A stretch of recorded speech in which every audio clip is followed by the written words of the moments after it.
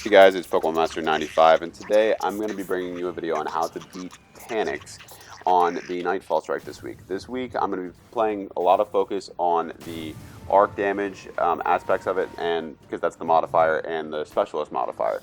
The things to consider is that you want to bring all arc. I am a blade dancer, and you will see why later in the video. He obviously does arc damage. This video can also be used as a strategy guide for how to solo it, because with the blade dancer you also have the invisibility effects that you can run past the beginning part, and you can basically avoid a lot of capture that way. Some things to consider is that for a primary weapon, you would want to bring probably the Fatebringer or the Oversoul Edict. Those are probably the best arc damage weapons that are available. The Fatebringer for its perks, and it's a hand cannon, and then the Oversoul Edict for its perks as well. It's full auto. So those are things to consider. The other thing is that for your secondary weapon, I would use the Patience in Time. The Patience in Time is an exotic sniper rifle, and because you have the specialist in effect, you're going to be doing a lot more damage on top of the original arc damage that the Patience in Time is already doing. So that would be my recommendation. I mean, granted, you could use any gun you want, but these are just my suggestions. Now, before you go in this fight, I changed to the Razor's Edge perk, as you can see in a few seconds. That Razor's Edge perk does arc damage whenever you pop the super. So you can use it here and clear out the whole room if you want. I didn't end up having to do it because I had teammates, but if you're soloing it, again, the Razor's Edge would be great to clear out this room because it does that arc damage. I just wanted to show you guys what the Patience in Time does on a headshot on Taniks. Excuse me.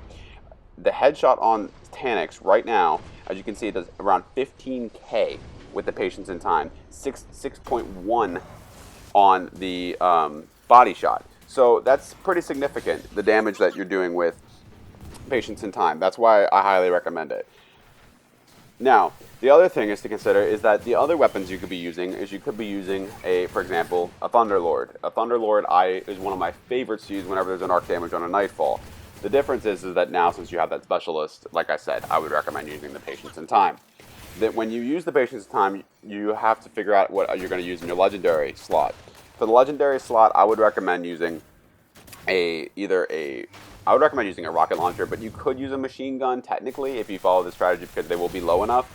However, rocket launchers typically go over that. So anything, I think I'm using the Exodus plan in this one, the revamped one that you can re-roll.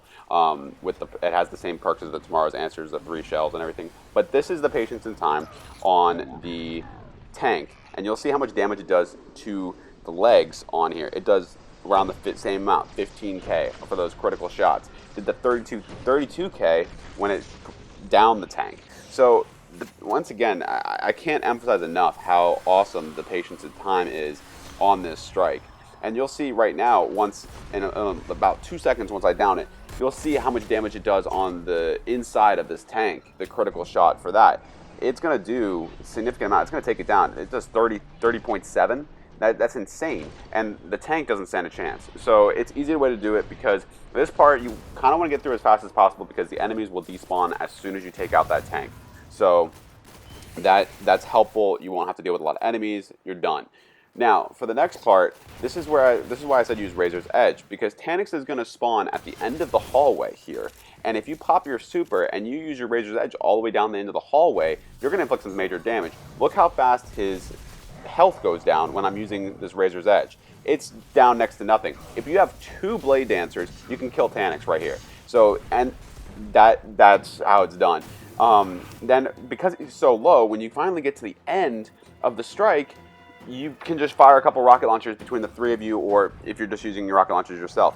I also like to use the Flux Grenade because right here I can stick them with it, and it's going to do a decent chunk of damage. It did almost 7k with the Flux Grenade, which is the sticky version of the Arc Grenade on the Blade Dancer. So, and as you can see, Taniks is already dead.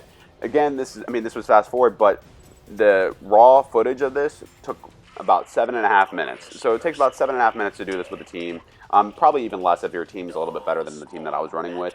And if you wanted to solo it, I wouldn't say using the strategy. It would probably take about 15 minutes because of the arc damage. So Anyway, if you guys like this video, please leave a like and subscribe for more Destiny content. If you guys can think of anything else that I missed to make this strike easier, please leave it in the comment section below.